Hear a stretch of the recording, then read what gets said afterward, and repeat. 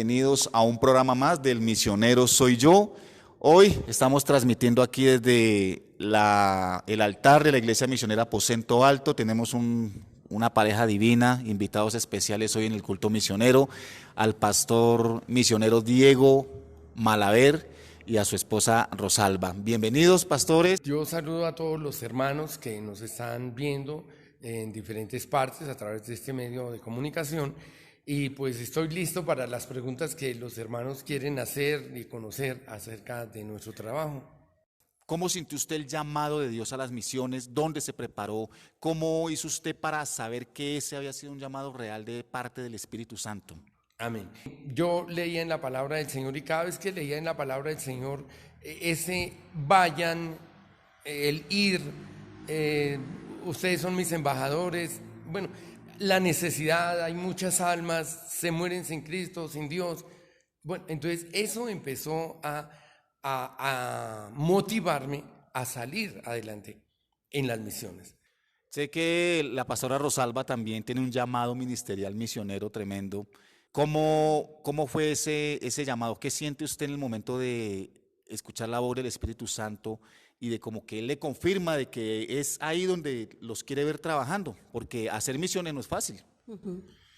Bueno, desde que yo tenía como 12 años, viendo una revista de los misioneros de la Consolata, siendo todavía no cristiana. Católicos son ellos. Católica. Entonces veía unos sacerdotes y monjas que iban en una canoa y con sus remos y todo, pero era entre indígenas. Y yo empecé a soñar que algún día iba a ir a ellos y que yo también empecé a soñar desde esa época. ¿Ese fue su sueño?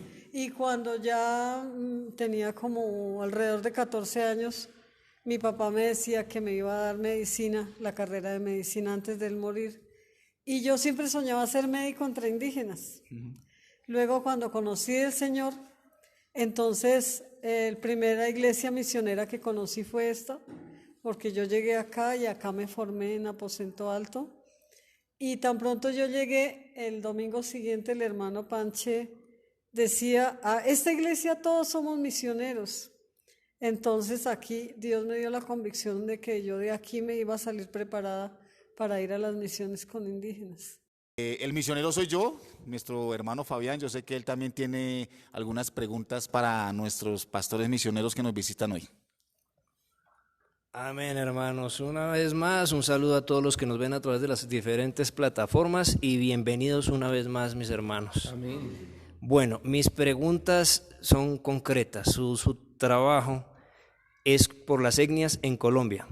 Hermano, más o menos hablamos de una población, un número así vago de cuántas personas. Sí, ahorita en Colombia hay aproximadamente unos 2,5 millones de personas indígenas.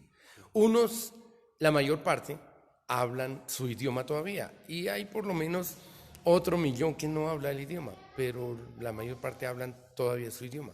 Bueno, sabemos de que aquí, digamos, por problemas de Estado, situaciones difíciles como asesinatos de líderes sociales, los campesinos y los indígenas están de alguna manera segregados, olvidados por la comunidad, por la ciudad, por el gobierno, pero es bueno ver que el Señor escoge algunas personas para llevar su palabra.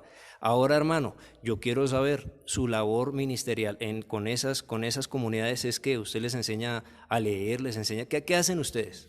Bueno, realmente las comunidades indígenas, ellos eran analfabetos porque no había una persona que se volviera indígena para que les pudiera enseñar en su propio idioma, en su propia lengua, enseñarles a leer y escribir.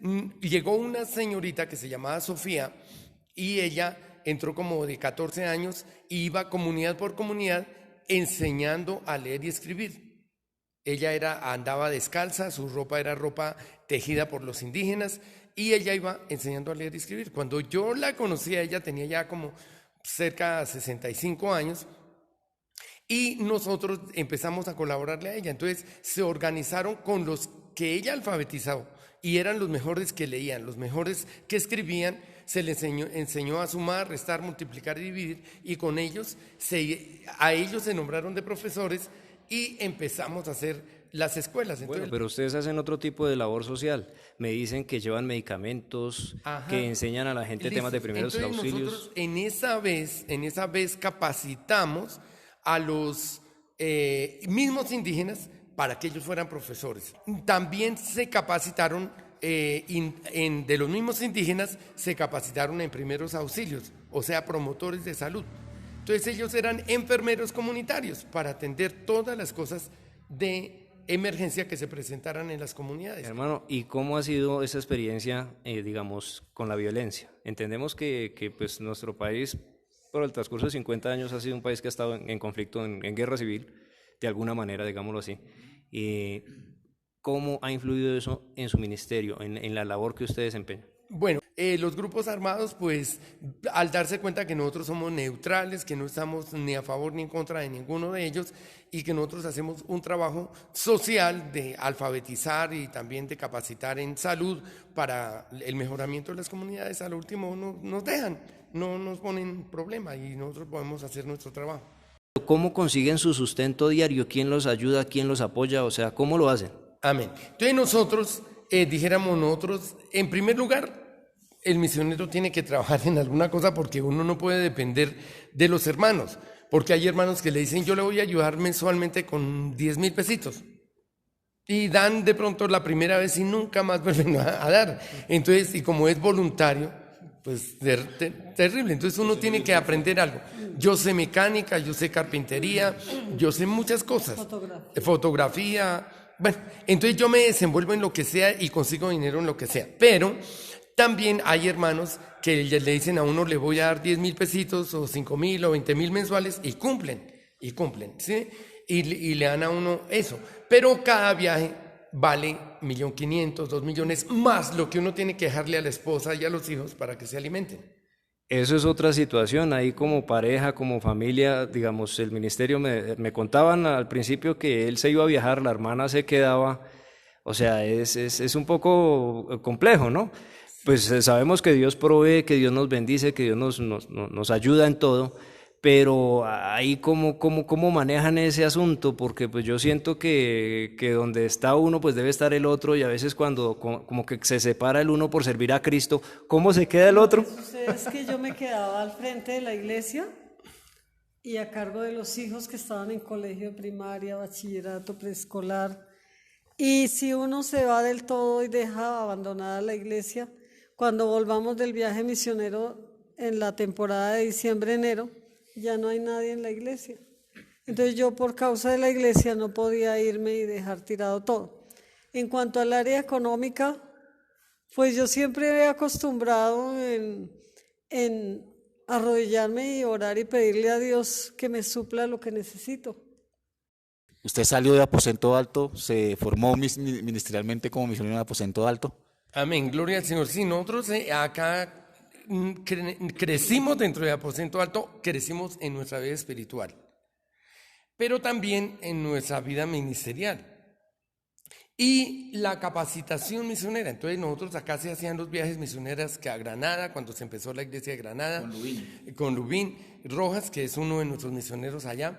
Se empezó también en el Olímpico con Jorge Becerra y la hermana...